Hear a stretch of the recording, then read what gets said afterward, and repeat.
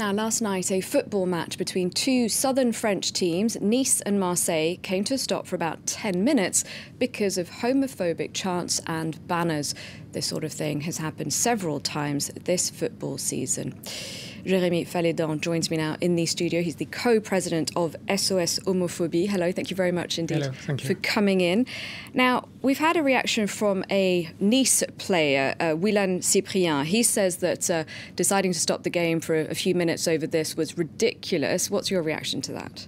I think that people need to understand that this kind of chants and banners with insults against gay community and gay people are normalized homophobia. And people tend to think that that because it's not intended to hurt gay people directly, it has no incidence, but it has. And as an organization who fights violence against LGBT phobia, we know that those kind of normalized homophobia has real consequences on real lives. So there's a correlation between this type of behaviour that, like you say, some people justify as just traditional behaviour for football players, homophobic slurs, also racist slurs, a correlation between that and actually the number of attacks or just comments directed at LGBT people? Both, because when you normalize those kind of comments and actions, you let people think that it's okay to think that gay people are inferior or less than heterosexual people. So what should be done then about this type of behaviour?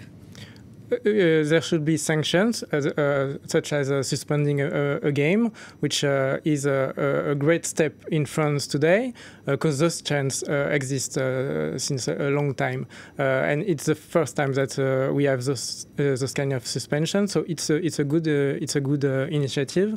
We have to continue that if the chants continue, but we need to prevent and to go and talk to the fans and to explain why those chants and those insults, what are the consequences of this. When you say we, who do you hold responsible, though? Is this something for the government to do more about, for the Football Federation or associations like yours?